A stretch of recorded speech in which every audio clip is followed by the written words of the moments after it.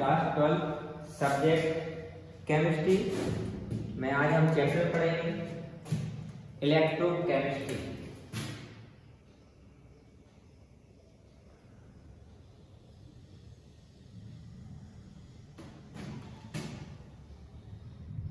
Electrochemistry is a branch of chemistry which deals with the study of production of electricity। और एक और तरीके से बोल सकते हैं हम कि branch of chemistry which deals with the study of electrical energy and chemical energy and the relationship between them and exchange between them। Electrical energy and chemical energy के बारे में हम पढ़ेंगे और इनमें रिलेशंस के बारे में पढ़ेंगे and how electrical energy convert to chemical energy and chemical energy convert into electrical energy। ठीक है, तो इसमें हम सबसे पहले कुछ डेफिनेशंस हैं उनको क्लियर करते हैं। तो स्टार्ट करते हैं कुछ डेफिनेशंस में, जैसे इलेक्ट्रोलाइट्स हैं, मेटल्स हैं तो मेटलिक कंडक्टर्स बोलेंगे। और स्टार्टिंग में वर्ड पढ़ते हैं कंडक्टर क्या होते हैं।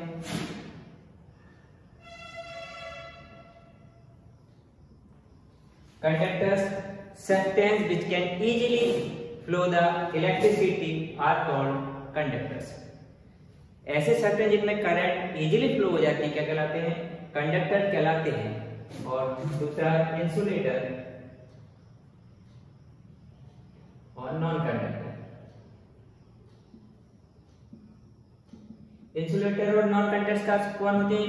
दो substance which do not flow electricity are called insulator और नॉन कंडक्टर। जैसे वुड हो गया, ग्लास हो गया, एक्सेट्रा। कंडक्टर्स में हम आयरन ले सकते हैं और मेटल्स, कोई सी भी मेटल्स ले लीजिए, ठीक है। और इसमें जो कंडक्टर्स हैं वो टू टाइप्स के रहते हैं, metallic conductors and second one is electrolytes।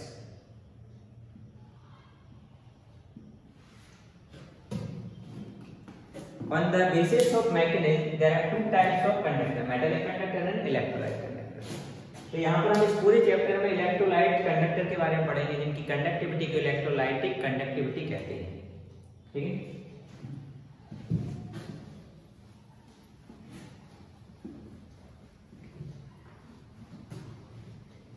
Conductors कौन कहलाते हैं? ऐसे substance which easily flow electricity are called conductors and non conductor और इंसुलेटर कौन कहलाएंगे? Substance which do not flow currents, जिनमें करंट फ्लो नहीं होती वो क्या कहलाते हैं? नॉन कंडक्टर और इंसुलेटर्स कहलाते हैं।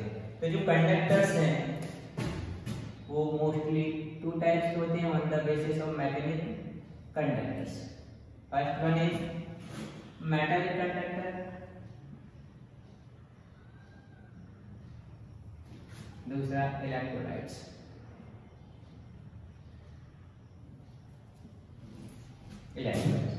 मेटलिक कंडक्टर्स कौन होते हैं? मेटल्स होती हैं।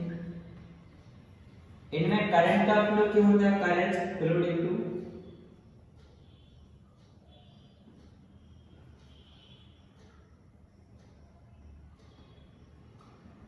Due to flow of free electrons from high potential to low potential।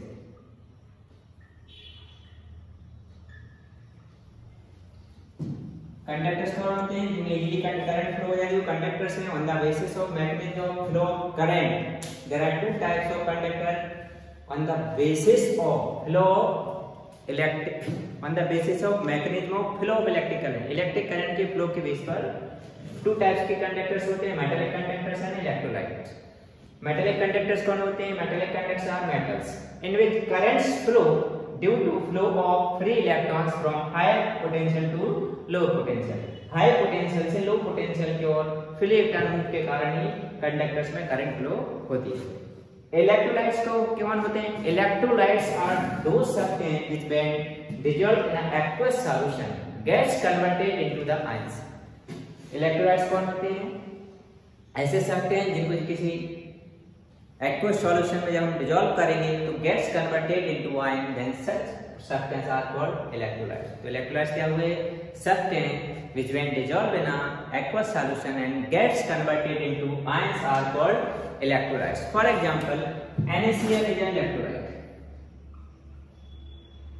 इसको जब हम डिजोल्व करेंगे तो सॉल्यूशन में तो किसमें कन्वर्ट हो जाएगा? Positive and negative. तो क्या बन गया? कैटायन और एक एनायन. तो gets converted to ion. So therefore NaCl is called electrolytes. तो क्या डेफिनेशन है इलेक्ट्रोलाइट की? Substance which when dissolved in aqueous solution gets converted into the ion are called electrolytes. And there are two types of electrolytes. कितने type के electrolytes होते हैं? Two types. There are two types of electrolytes. First one is strong electrolyte.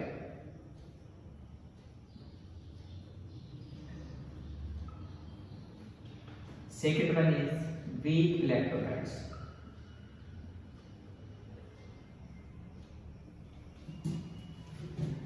तो हमने क्या किया, जब electrolyte क्या है जब हम वाटर एक्वस सॉल्यूशन में डिसॉल्व करते हैं तो आयन में कन्वर्ट होते हैं. तो आयन में कन्वर्ट होने के फेनोमेना को क्या बोलते हैं? इलेक्ट्रोलिसिस बोलते हैं. यहाँ पर आयोनाइजेशन.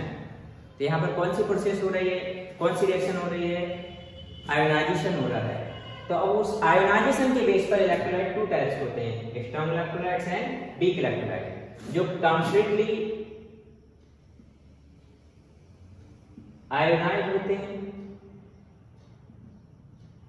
उनको बोलते हैं स्ट्रॉन्ग इलेक्ट्रोलाइट. एंड जो पार्शियल और इनकम्प्लीट आयोनाइज होते हैं उनको बोलते हैं वीक इलेक्ट्रोलाइट्स. स्ट्रॉन्ग इलेक्ट्रोलाइट्स का एग्जांपल NaCl, एग्जांपल दिया है, लिखना है तो NaCl, HCl, NaOH, sodium chloride, hydrochloric acid, sodium hydroxide. Weak electrolyte में acetic acid, ammonium hydroxide, acid. तो कंडक्टर्स कौन हुए? Substance which can easily flow current are called conductors. On the basis of mechanism of flow current there are two types of conductors, metallic conductors and electrolyte conductor. Metallic conductors are the metals in which current flow due to the flow of free electrons from high potential to low potential. And electrolytes are the substance which when dissolved in the aqueous solution gets converted into the ion are called electrolytes. On the basis of ionization there are two types of electrolytes. कितने types होते हैं? Two types. First one is strong electrolytes, second one is weak electrolytes. Strong electrolytes are electrolytes which are completely ionized, जो completely ionized हो जाते हैं. Example ये है NaCl, HCl and NaOH. And weak electrolytes which are partially or incomplete ionized are called weak electrolytes. और इसमें क्या देखा हमने? आयन में कन्वर्ट होते हैं, जिनमें करंट किसके कारण फ्लो होगी? Due to the flow of ions. किसके कारण होगी? आयंस के फ्लो होने के कारण. तो डेफिनेशन में मेटालिक कंडक्टर्स में क्या बोलेंगे? Metallic conductors are the metals in which current flow due to the flow of free electrons from higher potential to lower potential. While electrolytes are the substance in which current flow due to the flow of electron, flow of ions. किसके कारण होता है? Flow of ions के कारण. And these are the substance which when dissolved into the aqueous solution gets converted into the ions are called electrolytes. On the basis of ionization there are two types of electrolytes, strong electrolyte and weak electrolytes. Strong electrolyte completely ionized होते हैं, weak electrolyte partially और incompletely ionized होते हैं. ये completely ionized होते हैं, इसका मतलब इसमें number of ions ज्यादा रहेंगे, इनमें number of ions कम रहेंगे. Example strong electrolyte के NaCl, HCl and NaOH. And weak electrolytes के acetic acid CF3COH and NH4OH. ठीक है. नाउ यदि आपको कहते हैं डिफरेंस यदि कहना है, difference between strong electrolyte and weak electrolytes, तो दोनों में डिफरेंस क्या है? Strong electrolytes they are completely ionised and they are partially और इनकम्प्लीट आयोनाइज्ड. ठीक है. इनमें नंबर ऑफ पॉइंट्स ज्यादा रहेंगे, इनमें नंबर ऑफ पॉइंट्स कम रहेंगे. इनके एग्जांपल ये है, इसके एग्जांपल ये है. इनमें नंबर ऑफ पॉइंट्स ज्यादा रहेंगे तो इनकी कंडक्टिविटी ज्यादा रहेगी, इनमें नंबर ऑफ पॉइंट्स कम रहेंगे तो इनकी कंडक्टिविटी कम रहेगी. अब यहाँ पर मेटल्स की जो कंडक्टिविटी रहती है उसे बोलते हैं मेटालिक कंडक्टिविटी। इलेक्ट्रोलाइट की जो कंडक्टिविटी रहती है उसे बोलते हैं इलेक्ट्रोलाइटिक कंडक्टिविटी। मेटल्स की कंडक्टिविटी को मेटालिक कंडक्टिविटी एंड इलेक्ट्रोलाइट्स की कंडक्टिविटी को क्या बोलेंगे, इलेक्ट्रोलाइटिक कंडक्टिविटी। अब दोनों में डिफरेंस करते हैं। Difference between metallic conductivity and electrolytic conductivity.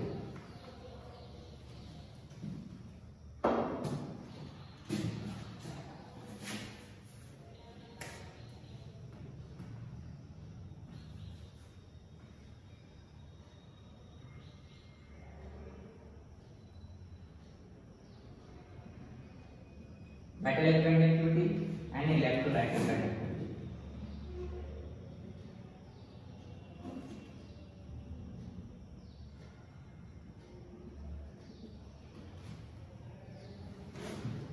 Metallic conductivity क्या लिखेंगे, in the currents flow due to the flow of electrons from high potential to low potential। Metallic conductivity में करंट किसके कारण फ्लो होती है, due to the flow of electrons from higher potential to lower potential. First point हो गया इसका। And second point किसका, first point किसका, electrolytic conductivity in these currents flow due to the flow of electrons. किसके कारण होता है, electrons के फ्लो के कारण।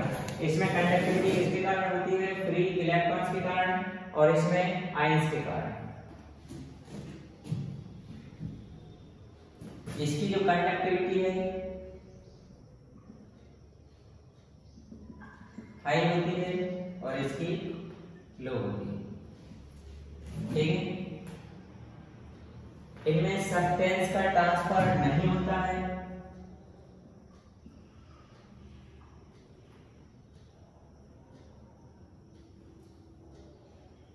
There is no transfer of substance, और इसमें सब्सटेंस का ट्रांसफर होता है। ट्रांसफर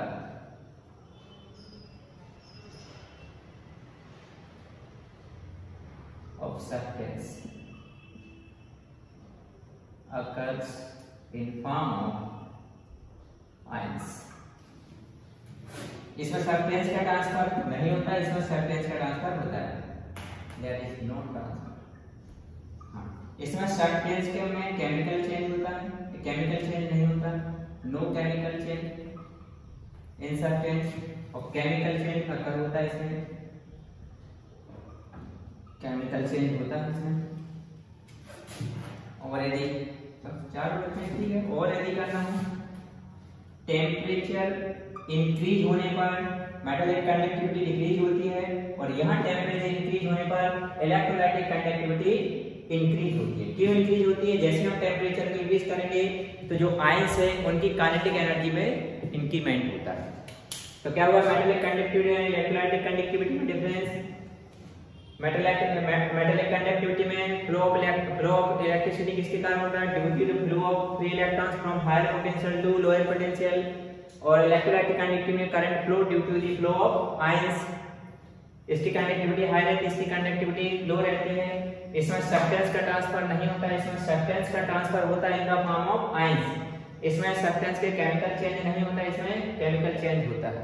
इसमें जब मेटालिक कंडक्टिविटी में टेम्परेचर इंक्रीज करेंगे तो इसकी कंडक्टिविटी डिक्रीज होती जाएगी, और इलेक्ट्रोलाइटिक कंडक्टिविटी में टेम्परेचर इंक्रीज करेंगे तो मेटालिक इलेक्ट्रोलाइटिक कंडक्टिविटी भी इंक्रीज होगी। क्यों इंक्रीज होगी, because on increasing temperature increases the kinetic energy of the ions, ion की काइनेटिक एनर्जी इंक्रीज होगी। अब पूरे चैप्टर में हम क्या पढ़ेंगे, इलेक्ट्रोलाइटिक कंडक्टिविटी पढ़ेंगे और सॉल्यूशन कंडक्टिविटी। ठीक है, तो इसमें कुछ और डेफिनेशंस हैं।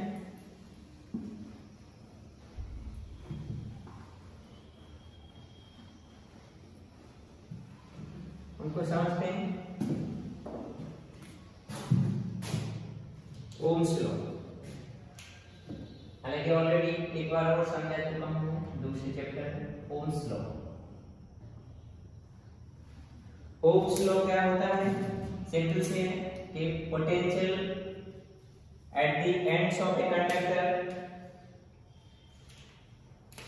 potential at the ends of conductor is directly proportional to the current flow through it. According to Ohm's law, the potential at the ends of a conductor is directly proportional to the current flow through it. जैसे इसमें proportional का symbol हटाएंगे constant लग जाएगा r, where r is a constant which is known as resistance। तो r equal v upon I। तो r क्या चीज है? प्रोपोर्शनलिटी कांस्टेंट है। इस प्रोपोर्शनलिटी कांस्टेंट को क्या बोलते हैं? रेजिस्टेंस। ठीक, ओम्स में हो गए। अब रेजिस्टेंस क्या होता है?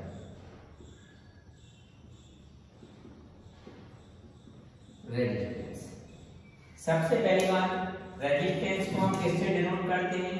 R से, और इसकी यूनिट क्या होती है? ओम, जिसको हम इस सिंबल से भी रिप्रेजेंट करते हैं। ठीक है, अब रेजिस्टेंस क्या होता है? रेजिस्टेंस होता है obstacle offer by the conductor in the flow of electric current is called resistance. किसी भी कंडक्टर के कारण किसी भी कंडक्टर के कारण करंट के फ्लो में जो ऑब्स्टेकल ऑफर किया जाता है उसे क्या बोलते हैं? रेजिस्टेंस। किससे डिनोट करते हैं? R से। Its unit is ohm. Now अब इलेक्ट्रोलाइटिक कंडक्टिविटी।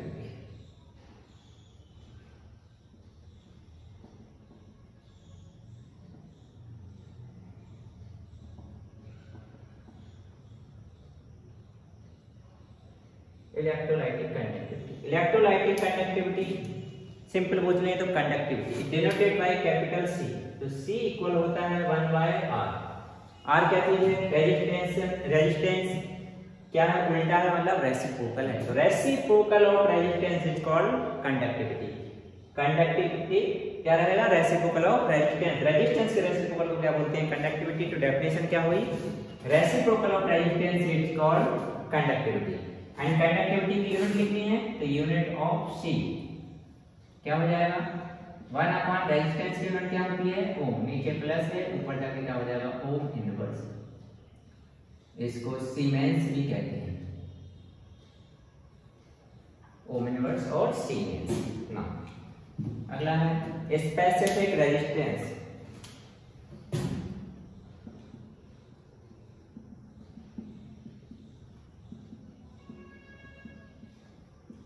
Specific resistance क्या होता है? As we know that resistance of a conductor is directly proportional to its length and inversely proportional to its area of cross section। किसी भी conductor का resistance उसके length के proportional रहता है और उसके एरिया ऑफ क्रॉस सेक्शन के इनवर्सली प्रोपोर्शनल रहता है। जैसे इसमें प्रोपोर्शनल का सिंबल लगाएंगे कांस्टेंट लगेगा रो। तो यहां पर जो रो है, rho is constant which is known as specific resistance। अब इसकी यूनिट हमको निकालने की, यहां से क्या निकालूं? रो। तो रो इक्वल क्या हो जाएगा? R into A upon L। अब इसकी यूनिट लिखना है हमारी यूनिट ऑफ रो।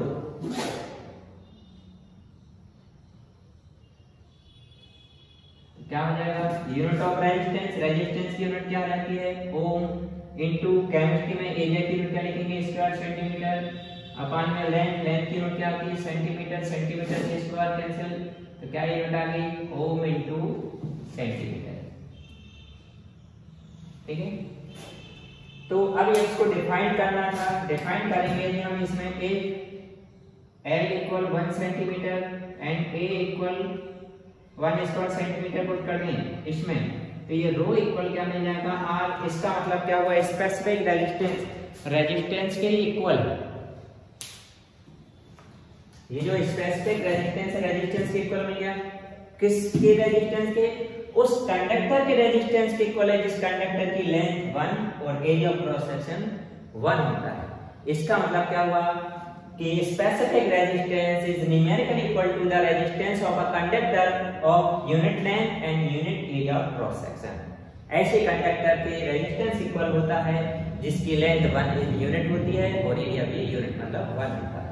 ठीक है, अब हमने रेजिस्टेंस पढ़ा तो इलेक्ट्रोलाइटिक कंडक्टिविटी पढ़ी, स्पेसिफिक रेजिस्टेंस पढ़ा तो स्पेसिफिक कंडक्टिविटी भी पढ़ी। Now specific conductivity.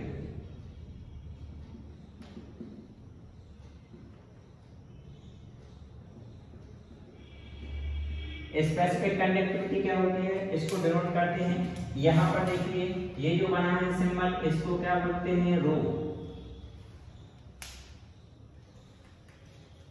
अब स्पेसिफिक कंडक्टिविटी को डिनोट करते हैं कापा से, तो कापा इक्वल होता है 1 बाय रो। कापा इक्वल क्या होता है, 1 बाय रो। रो क्या चीज है हमारे पास में, स्पेसिफिक रेजिस्टेंस 1 रो है, मतलब उल्टा है। उल्टे क्या बोलते हैं, रेसिप्रोकल। तो क्या डेफिनेशन बनी स्पेसिफिक कंडक्टिविटी की, reciprocal of specific resistance is called specific conductivity and it is denoted by kappa. क्या बोलते हैं इसको, कापा। अब इसकी यूनिट लिखनी है, तो यूनिट क्या हो जाएगी, 1 बाय स्पेसिफिक रेजिस्टेंस की यूनिट क्या है, ओम सेंटीमीटर। अपन में ऊपर जाएंगे किस में इनवर्स हो जाएंगे, ohm inverse and centimetre inverse. Unit of specific conductivity is ohm inverse and centimetre inverse. एक बार और फिर समझिए ओरली।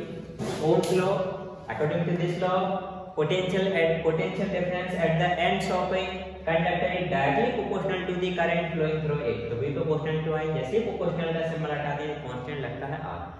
तो R इक्वल क्या मतलब भैया बनाए, तो ये जो R है ये कांस्टेंट और प्रोपोर्शनलिटी रहता है, व्हिच इज कॉल्ड रेजिस्टेंस। उसे क्या कहते हैं, रेजिस्टेंस। तो अब रेजिस्टेंस किससे डिनोट करते हैं, R से। यूनिट क्या होती है इसकी, ओम। रेजिस्टेंस क्या होता है, ऑब्स्टेकल ऑफर या ऑब्स्टेकल या opposition, obstacle of opposition offer by the conductor in the flow of electric current is called resistance. It is denoted bye R and its unit is ohm। Now electrolytic conductivity denoted bye C equal होता है 1 bye R।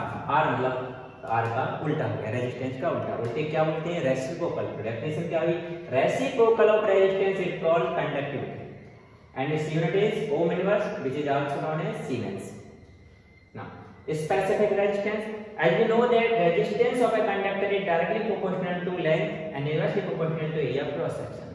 ऐसे जिसमें proportional का symbol हटाएंगे, constant लग जाएगा क्या, ये रो। इसको क्या बोलते हैं, रो। तो R equal rho L upon rho is a constant of proportionality which is known as specific resistance. इसको डिफाइन करना है, यहां से रो निकाला, इसमें L की वैल्यू हमने 1 पुट कर दी, A की वैल्यू 1, तो R इक्वल कितना हो गया, रो। इसका मतलब हुआ स्पेसिफिक रेजिस्टेंस रेजिस्टेंस के इक्वल है, किसके रेजिस्टेंस के, उस कंडक्टर के रेजिस्टेंस के इक्वल है जिसकी लेंथ यूनिट एंड एरिया भी यूनिट। तो डेफिनेशन क्या लिखेंगे, इट इज क्या लिखेंगे, specific resistance is numerically equal to the resistance of a conductor of unit length and unit area of cross section. अब इसकी यूनिट निकालनी है, तो यूनिट क्या हो जाएगी, R रेजिस्टेंस की यूनिट ओम, एरिया की यूनिट स्क्वायर सेंटीमीटर, तो लेंथ की यूनिट सेंटीमीटर, सेंटीमीटर से स्क्वायर कैंसिल, इसकी यूनिट आ गई। नाउ स्पेसिफिक कंडक्टिविटी कापा इक्वल होता है 1/2, मतलब स्पेसिफिक रेजिस्टेंस के रेसिप्रोकल को क्या बोलते हैं, स्पेसिफिक कंडक्टिविटी। तो डेफिनेशन क्या हुई, reciprocal of specific resistance is called specific conductivity. यहां से इसकी यूनिट निकालते हैं, ठीक है। अब एक डेफिनेशन और समझा रहा हूं, cell constant.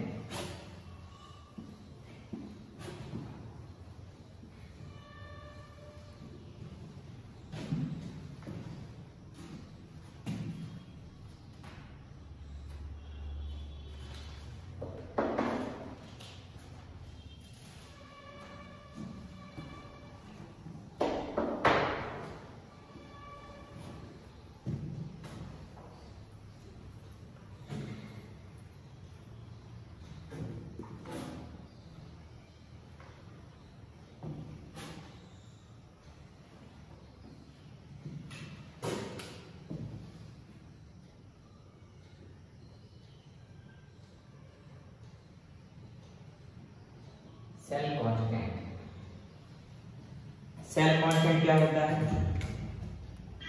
Cell constant generally denoted by x। तो x इक्वल होता है L अपॉन A। L क्या है, आगे क्या चीज है, लेंथ ऑफ इलेक्ट्रॉन,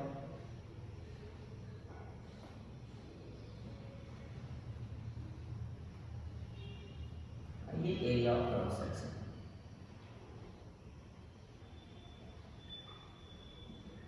क्या चल रहा है इनका, रेशो। तो डेफिनेशन देखिए बंदी, किस किस का रेशो है, लेंथ ऑफ इलेक्ट्रॉन और एरिया ऑफ क्रॉस सेक्शन के रेशो को क्या बोलते हैं, सेल कांस्टेंट। तो डेफिनेशन क्या हुई सेल कांस्टेंट की, तो cell constant is defined as the ratio of length of electrode and area of section is called cell constant and it is denoted by x. किससे डिनोट करते हैं? x से denote करते हैं ना। अब इसकी यूनिट लिखनी है, यूनिट ऑफ x। x मतलब सेल कांस्टेंट की यूनिट। तो सेल कांस्टेंट की यूनिट क्या हो जाएगी? सबसे पहले लेंथ की यूनिट क्या होती है? सेंटीमीटर। अपान में एरिया की यूनिट क्या होती है? Square centimetre. सेंटीमीटर से बढ़ता है स्क्वायर कैंसिल, क्या है 1 बाय सेंटीमीटर। नीचे प्लस है, ऊपर जाकर क्या पावर लग जाएगी? -1 पावर क्या होती है? Centimetre inverse. सेल कांस्टेंट की यूनिट है सेंटीमीटर इनवर्स। क्लियर है ना? अब हम पढ़ेंगे relationship between electrolytic conductivity, cell constant and specific conductivity. आइए क्वेश्चन है,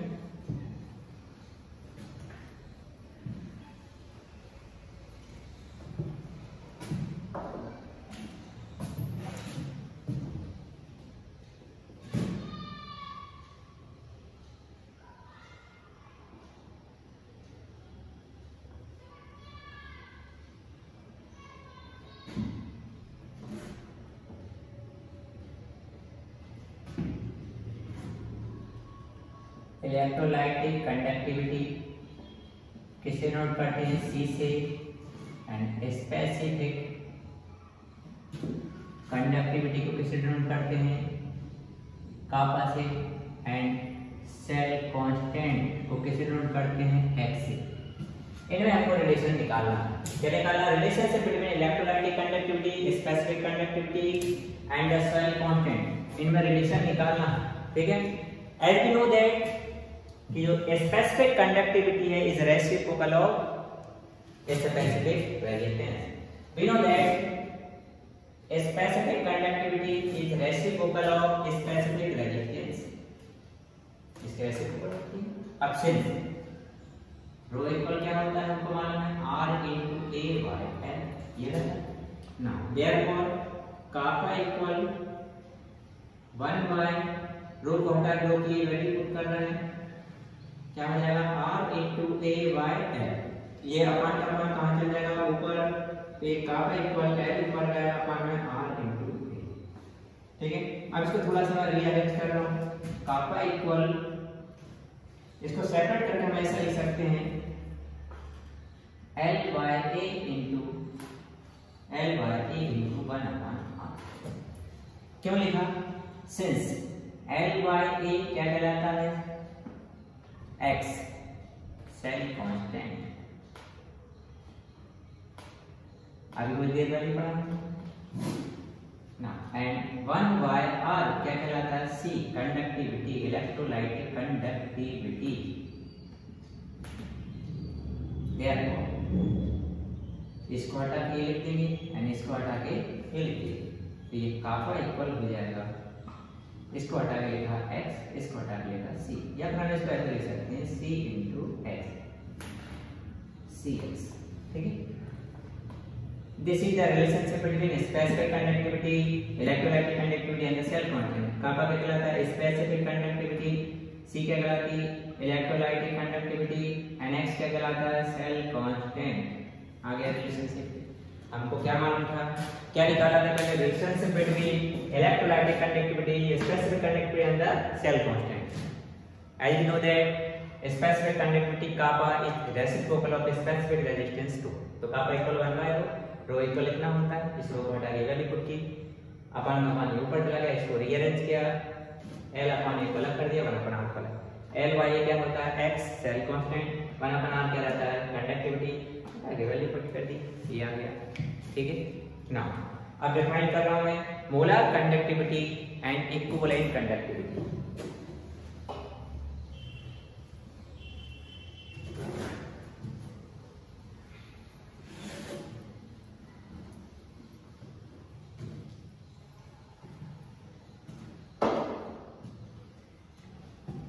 मोलर कंडक्टिविटी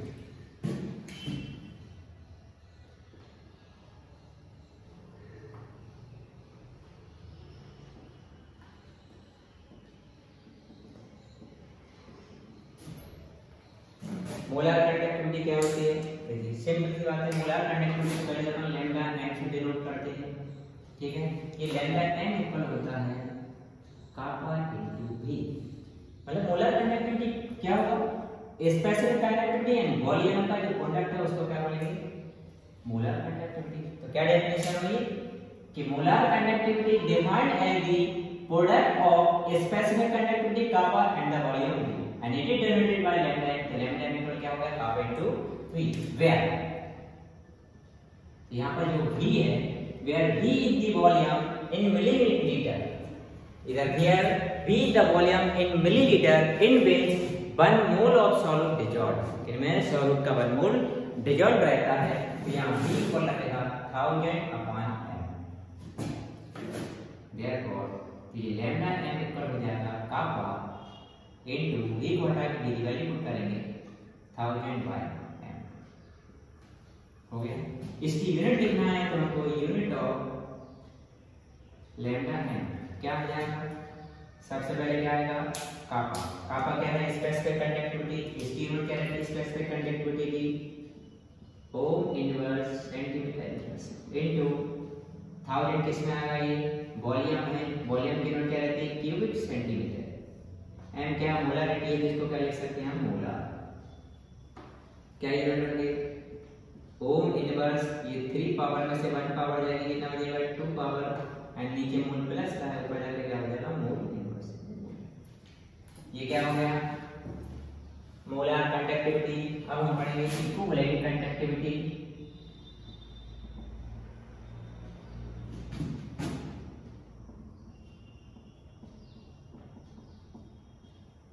अब इक्विवेलेंट कंडक्टिविटी क्या होती है वो समझिए। इक्विवेलेंट कंडक्टिविटी को डिनोट करते हैं लैम्डा इक्वल से, ये भी होता है product of specific conductivity and of, इसकी भी डेफिनेशन है लिखना हो क्या लिखेंगे, it is defined as the product of specific conductivity and volume, अब where v the volume in millilitre, v क्या है वॉल्यूम है इन मिलीलीटर में, in which 1 gram equivalent of solid is dissolved, यहां सॉलिड का 1 ग्राम इक्विवेलेंट डिसॉल्व रहेगा millilitre में तो 1000, इसमें क्या डिसॉल्व है इक्विवेलेंट, यहां क्या जाएगा नॉर्मलिटी, इसमें जो m थी वो क्या थी मोलारिटी, क्योंकि इसमें 1 मोल्स ऑफ सॉलिड डिसॉल्व था, इसमें n आना है, इसमें 1 moles of gram equivalent dissolve है जिसको क्या बोलेंगे normality.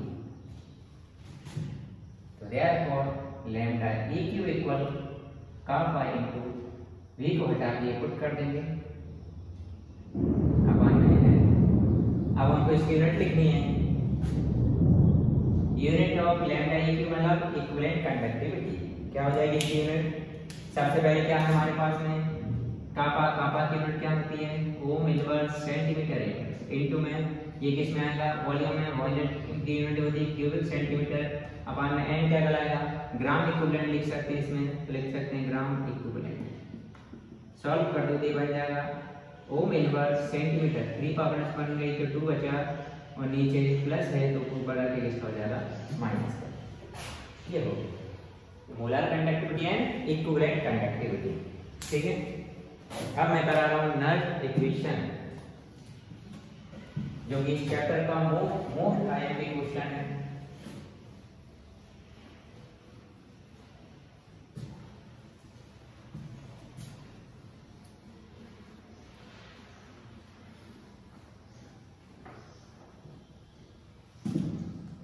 Nernst equation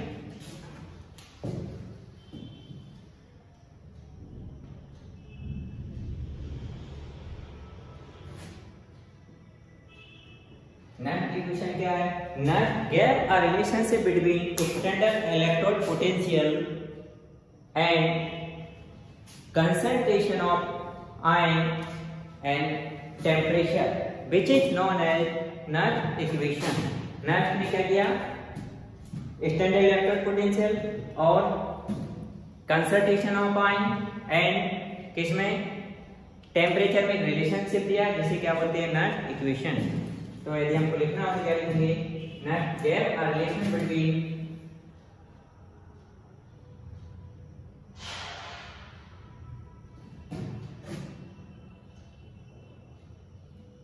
between standard electrode potential and concentration of ion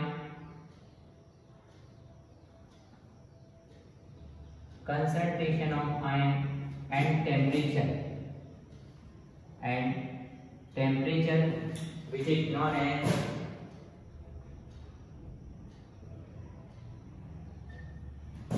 Nernst equation। किस केस में रिलेशन क्या है?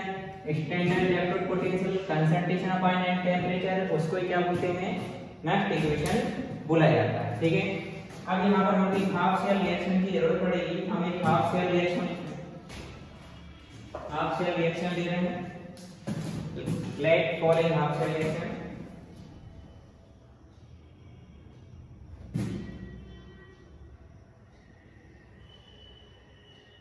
हाफ शेल रिएक्शन क्या है? Mn पॉजिटिव है, इन्हें n इलेक्ट्रॉन लिए और न्यूट्रलाइज होगा मैटर। ठीक है, तो Nernst equation for above equation, इस इक्वेशन के लिए नर्स्ट इक्वेशन कैसे लिखेंगे? नर्स्ट इक्वेशन और अबव रिएक्शन क्या हो जाएगा? E equal E0 plus RT upon NN log E, base क्या रहेगा? E N positive divided by N। ठीक है, अब सिंस यहाँ log किसमें है? बेस E में है, इस बेस E को यदि हम 10 में कन्वर्ट कर रहे हैं तो कितने से मल्टीप्लाई करना पड़ेगा? 2.303 से। तो ये बेस E किसमें कन्वर्ट हो जाएगा? बेस 10। तो हमको इस बेस E को किसमें कन्वर्ट करना है? 10 में। तो देयरफॉर तो ये E इक्वल्स हो जाएगा E0 प्लस और इधर कितने का मल्टीप्लाई आ जाएगा? 2.303 का 2.303 RT बाय NN। ये बेस E था तो ये बेस E किसमें कन्वर्ट हो जाएगा? बेस 10 में।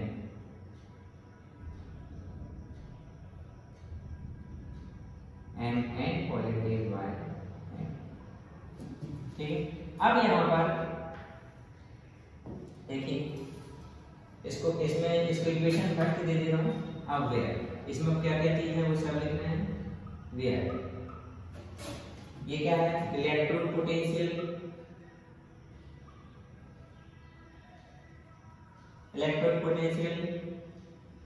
E0 क्या है? Standard electrode potential, R gas constant, इसकी वैल्यू होती है 8.314 joule per mole kelvin. T temperature है, स्टैंडर्ड टेम्परेचर कितना लिया जाएगा? 298 kelvin. And F Faraday number है, ये इक्वल होता है 96,500 कूलम। एंड n है number of electrons take part in the reaction. Reaction में जितने number of electron take part करते हैं वो बोल रहे हैं। ठीक है ना, अब हम क्या करेंगे? R T और L इन तीनों की वैल्यू कहां पुट करेंगे? इक्वेशन नंबर फर्स्ट में। ठीक है, तो चाहे तो यहां हम लिख सकते हैं पुटिंग दी value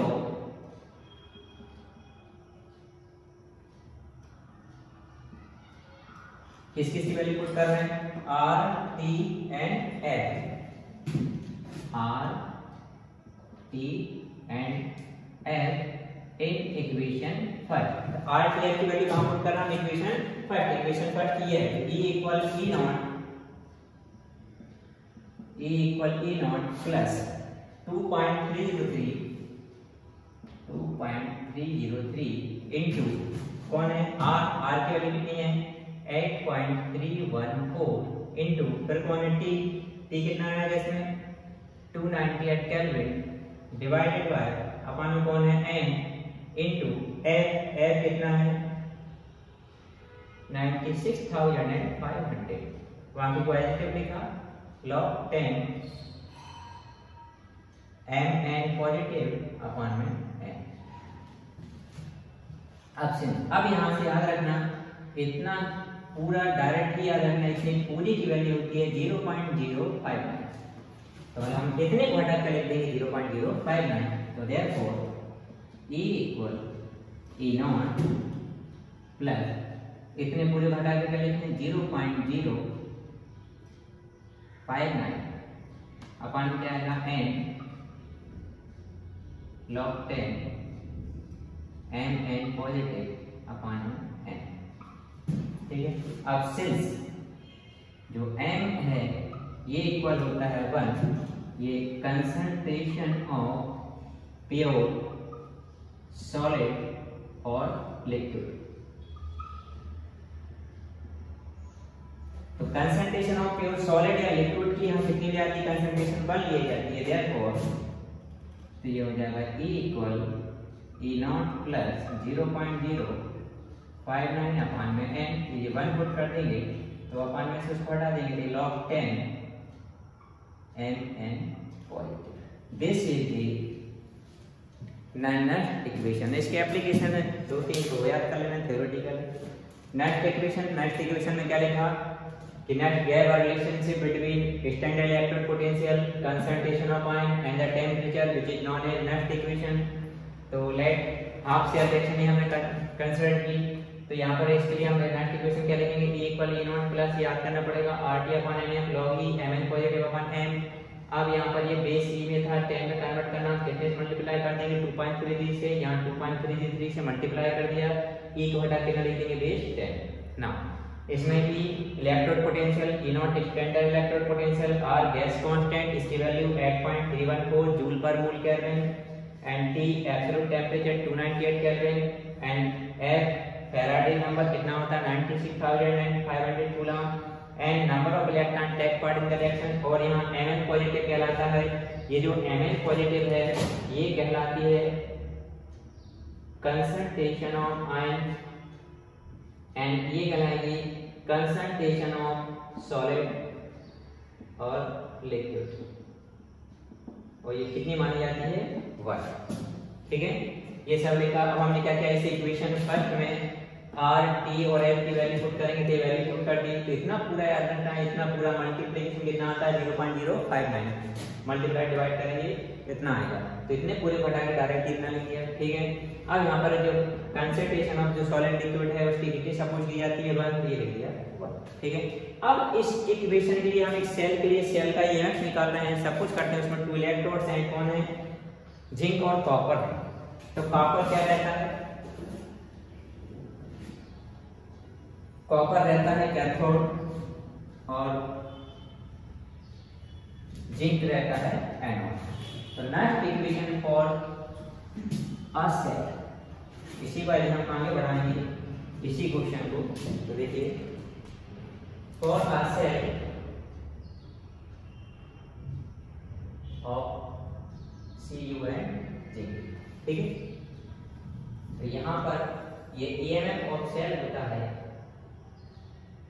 equal E cathode minus E anode. तो यहाँ जो कैथोड है वो कौन रहेगा कॉपर, ये एनोड है वो कौन रहेगा जिंक। तो पहले ये पूरा इक्वेशन किसके लिए बनेगा, कॉपर के लिए, फिर पूरा इक्वेशन किसके लिए बन जाएगा, जिंक। तो ये इक्वल हो जाएगा, इसको अपन इसके हेल्प से ये बनेगा। ठीक है, इक्वल सिर्फ इसमें लिखेंगे E0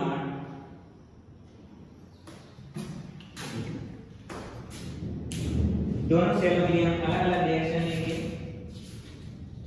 और अलग अलग बनाने के बाद फिर हमारा फाइनल इक्वेशन हो जाएगा।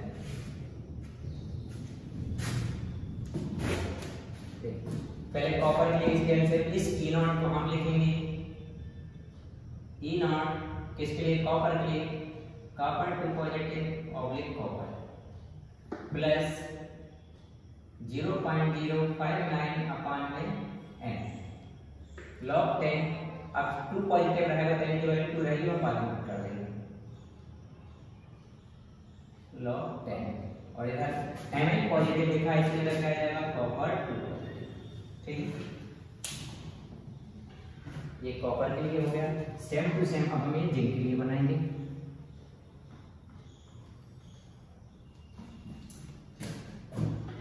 माइनस किसके लिए, एनोड के लिए। एनोड कौन है इसमें, एनोड कौन है, जिंक है।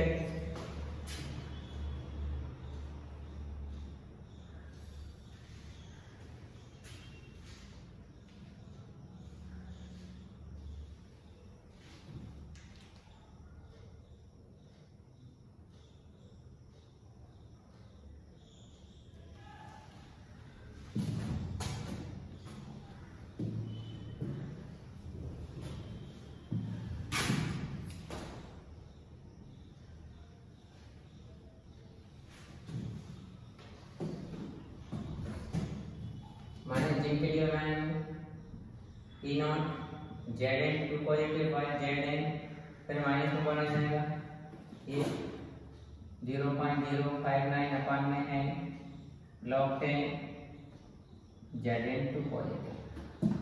ठीक है, इसमें यदि हम चाहें तो इसको 1 अपान करके हम लिख सकते थे, तो यहाँ पर यदि हम माइनस कर देंगे तो ये क्या हो जाएगा प्लस हो जाएगा। E इक्वल ई नॉट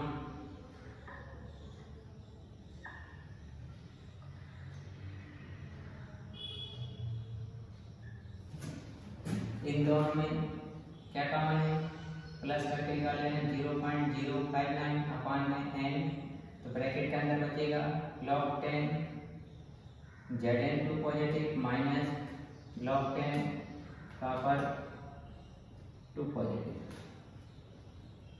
इसको हम लिख सकते हैं डायरेक्ट ये अकेला इसको इतने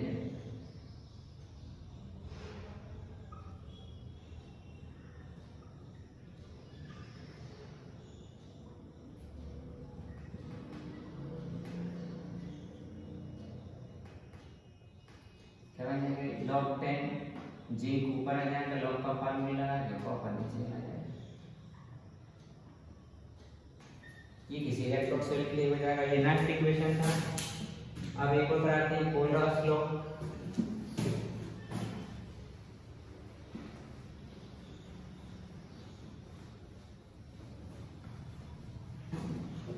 नेक्स्ट इक्वेशन इसकी एप्लीकेशन यहाँ पर लेना, एग्जाम में आते हैं। अगला है अगला टॉपिक कोलरॉस लॉ। कोलरॉस में क्या किया, जो हमने मोलर कंडक्टिविटी हम जो निकालते हैं उसको निकालने के लिए एक लॉ दिया जिसे कोलरॉस लॉ कहते हैं। ठीक है, तो कोलरॉस लॉ क्या है, according to this law molar conductivity at infinite dilution कितनी सपोज की जाएगी, इनफिनाइट सपोज की जाएगी, क्योंकि इनफिनाइट पर जो कंडक्टिविटी जो कोई सा इलेक्ट्रोड रहता है वो कंप्लीटली आयोनाइज हो जाता है, इस वजह से उसको इनफिनाइट डायल्यूशन पे लिया जाएगा। तो किसका लॉ पढ़ जाएगा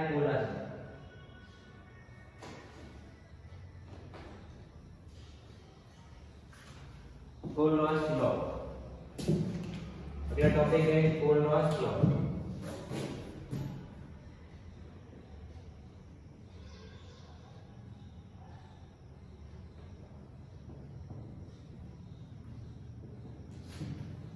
कोलरॉस लॉ क्या है, according to this law molar conductivity of an electrolyte at infinite dilution is given by the sum of conductivity of cations and anions। मतलब किसी भी इलेक्ट्रोलाइट की जो कंडक्टिविटी एट इनफिनाइट डायल्यूशन पर कैसे गिवन की जाएगी, sum of conductivity of cations and anions. तो कोलरॉस लॉ क्या है, according to Kohlrausch law molar conductivity of electrolyte at infinite dilution is given by the sum of conductivity of cations and anions. यदि हम इसको लिखना है तो कहते हैं मोलर कंडक्टिविटी, तो according to Kohlrausch law lambda M infinity molar conductivity at infinite dilution equal क्या हो जाएगा, V positive lambda positive infinity plus V negative lambda negative infinity. इससे चाहो इक्वेशन फर्स्ट दे दो, where V positive and V negative ये कहलाते हैं नंबर ऑफ, पहले कौन है cation and anions, and lambda positive infinity कहलाती है ionic conductivity of cations, and lambda negative infinity ये है ionic conductivity of anion। अब यदि हम इसका एक एग्जांपल करके बताएं तो एग्जांपल क्या हो जाएगा, जैसे तो NaCl यदि हम ले लें, इसको सॉल्व करेंगे तो सोडियम पे पॉजिटिव और क्लोरीन पे क्या जाएगा नेगेटिव चार्ज आ जाएगा, तो Na+ और Cl नेगेटिव हो जाएगा। तो ये इक्वेशन क्लियर देखिए, B पॉजिटिव मतलब नंबर ऑफ कैटायंस, कितने कैटायंस हैं 1, B negative number of anions कितने हैं 1। ये दोनों वाली इक्वेशन फर्स्ट में पुट करेंगे फ्रॉम इक्वेशन फर्स्ट, तो ये बन जाएगा lambda m infinity equal B positive की वैल्यू 1, तो बचेगा केवल lambda positive infinity plus lambda negative infinity. इस कंडीशन पर जो लैम्डा एन इन्फिनिटी रहता है वो lambda E Q infinity equal रहता है। तो इसको हम ऐसा लिख सकते हैं लैम्डा इन्फिनिटी बटा के lambda E Q infinity equal B positive lambda positive infinity plus lambda negative infinity. जब नंबर ऑफ कैटायंस दोनों बराबर रहते हैं तब molar conductivity infinity is equal to equivalent conductivity at infinity of a electrolyte. तो Kohlrausch law क्या था? According to Kohlrausch law molar conductivity of electrolyte at infinite dilution is given by the sum of conductivity of anions and cations। ठीक है। और यदि एक और example यदि हम लिखें सेकंड एग्जांपल, जैसे सपोज क्या है MgCl2। MgCl2 के लिए क्या हो जाएगा Mg2 positive chlorine MgCl2 chlorine कितने हैं 2 तो 2 Cl नेगेटिव। यहाँ पर 2 पॉजिटिव नंबर ऑफ कैटायंस कितने हैं Mg पॉजिटिव ओनली 1 और V negative number of anions कितने हैं देखिए यहाँ पर 2। ये दोनों वैल्यू इक्वेशन फर्स्ट में पुट करेंगे लिखा फ्रॉम इक्वेशन 5। तो ये लैम्डा है इन्फिनिटी इक्वल क्या बनेगा V पॉजिटिव कितना हमारे पास में 1 फिर lambda positive infinity plus V negative कितना है 2 तो 2 लिखा फिर लैम्डा नेगेटिव इन्फिनिटी ये बन गया। ठीक है। आज इतना ही। इसका एक वीडियो और अपलोड करूंगा जिसमें न्यूमेरिकल कराऊंगा और इसके एप्लीकेशंस